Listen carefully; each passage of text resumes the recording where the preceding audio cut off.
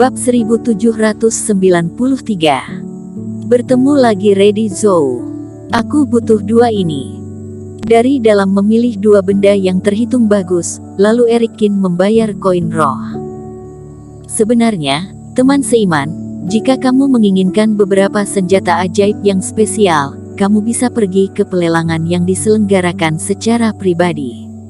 Ini tidak diperbolehkan di paviliun Jubao kami, tetapi beberapa kultivator akan mengatur sendiri dan diam-diam berdagang. Lelang pribadi. Hati Erikin juga sedikit tergerak. Ya, kira-kira seperti ini. Setelah ragu-ragu, pengurus Wang masih berkata dengan senyum menyanjung. Meskipun benda tersebut ada baik dan buruk, namun sumber asal benda-benda itu sulit untuk dijelaskan. Benda bagus tetaplah ada, harganya juga akan lebih rendah. Tapi ini melanggar aturan paviliun Jubao, jadi aku hanya tahu sedikit. Hal yang lebih rinci teman seiman tentu bisa mencarinya sendiri. Terima kasih. Erikin juga mendapat sedikit minat dan bangkit untuk pergi. Perkataan pengurus Wang ini mirip dengan pameran dagang yang ada di Bintang Biru, bagus atau buruknya barang tergantung penglihatan. Karena tidak seperti paviliun Jubao yang mengumpulkan komisi, maka harganya cukup rendah dan akan ada banyak barang haram yang muncul. Omong-omong, di dunia dewa, sepertinya dia tidak pernah berpartisipasi dalam transaksi semacam itu. Namun, masalahnya adalah bahwa dia berada di kota M untuk waktu yang terlalu singkat.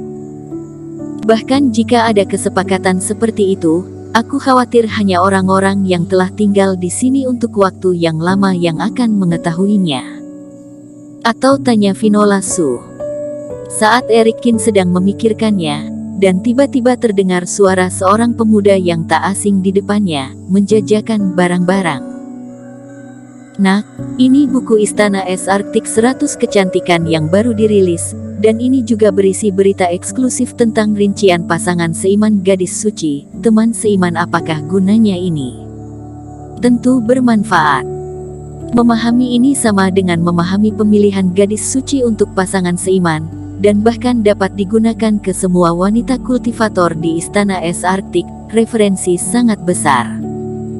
Hehe, teman seiman luar biasa, koin roh ini akan aku simpan.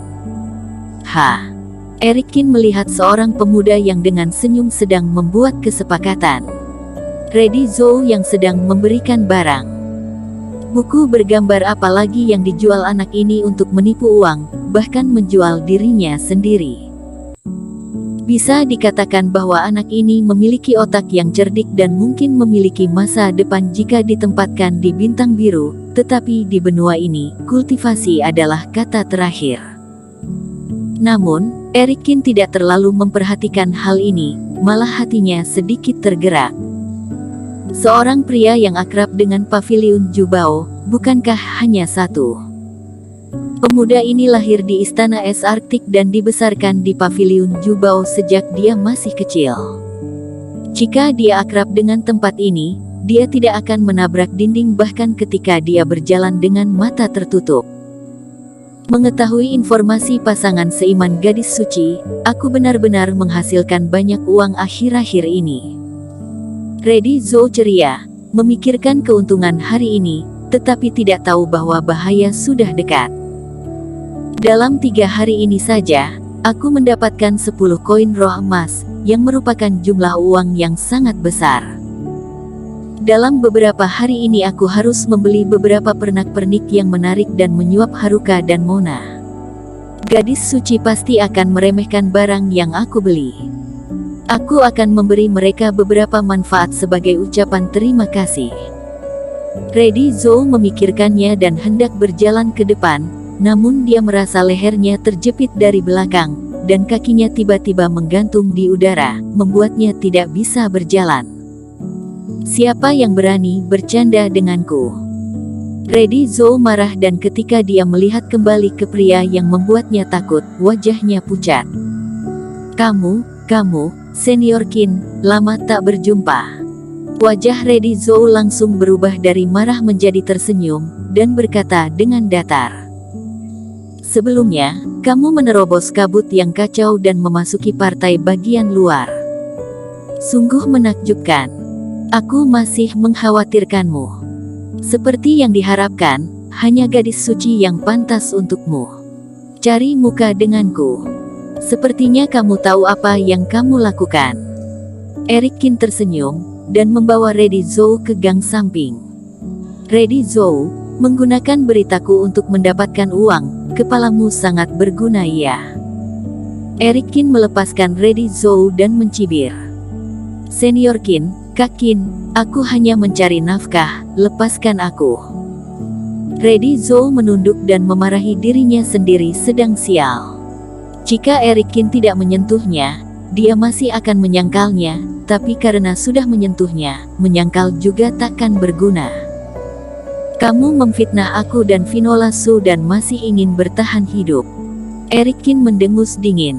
Mohon ampun senior, aku benar-benar tidak memfitnah kalian berdua. Lady Zhou pucat, menyeka keringatnya dan menggelengkan kepalanya dengan cepat, mengeluarkan sebuah buku bergambar dan memberikannya kepada Eric Kin dan berkata, Senior Kin, kamu lihat, semua berita tentang kamu ditulis olehku dengan sembarang, aku tidak mungkin berani membocorkan berita tentangmu. Eric Kin memindainya dan memang benar potret-potret yang tertinggal di dalamnya, termasuk ciri-ciri kepribadian, teknik dan kultivasi, semuanya ditulis oleh Lady Zhou, tetapi nama dan kejadian yang kacau balau adalah hal yang benar. Tampaknya orang ini juga tahu yang benar dan yang salah, dan tidak boleh menyinggung pembeli atau sepenuhnya menyinggung dirinya sendiri. Senior, kamu tahu, aku hanya menghasilkan sedikit uang, atau aku akan memberi kamu semua 5 koin roh yang aku peroleh dalam beberapa hari terakhir. Lady Zhou memohon dengan getir. Koin roh itu kamu simpan saja. Mulut Eric Kin berkedut, beberapa koin roh emas, apa yang dia ingin lakukan? Melewati Lady Zhou, Eric Kin memiliki niat membunuh di matanya, dengan sengaja melepaskan energi jahat dan merendahkan suaranya. Bantu aku melakukan sesuatu, ada hubungannya dengan Paviliun Jubao. Jika kamu melakukannya dengan baik, aku tidak hanya tidak akan menyalahkannya, tetapi juga ada hadiah. Jika kamu tidak melakukannya dengan baik, sulit untuk mengatakannya. Lady Zhou sangat bingung, terutama energi pembunuh yang merasuki tubuh Eric Kin, yang membuat pori-porinya berdiri di sekujur tubuhnya, dan hatinya menjadi dingin. Dia tahu kekuatan Eric Kin, membunuh dirinya semudah membunuh ayam. Selain itu, aku takut Istana Es Arktik tidak akan melindungi dirinya sendiri. Senior Kin, silahkan bicara, aku tahu tempat ini dengan baik. Aku telah berurusan dengan ketiga guru, dan jika aku bisa melakukannya, aku akan mencoba yang terbaik. Lady Zhou berkata dengan pahit dan menelan ludah. Eric Kin mengangguk, dan kemudian berbicara tentang mencari lelang dagang. Perdagangan bukan. Sepertinya Jordi tahu. Lady Zhou berpikir sejenak, menyeka keringatnya, dan dengan cepat mengeluarkan slip giok untuk dihubungkan. Namun, Jordi yang disebut itu mungkin sedang sibuk dan tidak membalas transmisi suara. Eric Kin tidak terburu-buru, meraih Lady Zhou dan menemukan restoran yang bagus, dan membiarkan toko itu menawarkan sepoci teh rohani sesuka hati. Eric Kin duduk dengan santai. Di dekat jendela di lantai 2, menyaksikan pemandangan indah dari salju yang turun di luar, minum teh spiritual dan menunggu. Lady Zhou seperti sedang duduk di atas kursi jarum. Jika ini dulu, mungkin dia sudah meminum teh spiritual yang mahal itu sejak lama. Tapi sekarang nyawanya sedang dicubit oleh Eric Kin dan dia sedang tidak mood untuk melakukan ini. Waktu untuk menunggu serasa menyiksa, tetapi untungnya, tidak butuh waktu lama bagi Lady Zhou untuk akhirnya menerima jawaban. Segera, seorang pemuda seusia dengan Lady Zhou datang ke restoran. Kultivasi juga mirip dengan Lady Zhou dan merupakan kekuatan dari ranah fase keilahian. Namun, orang ini memiliki kulit gelap dan matanya sangat cerah, memberikan kesan kelihayan. Anak ini dari mana saja? Bagaimana bisa seharian baru datang? Melihat Jordi Zeng, Reddy Zhou tidak bisa menahan diri untuk mengutuk. Jordi tersenyum dan meminum secangkir teh spiritual tanpa amarah. Bersambung.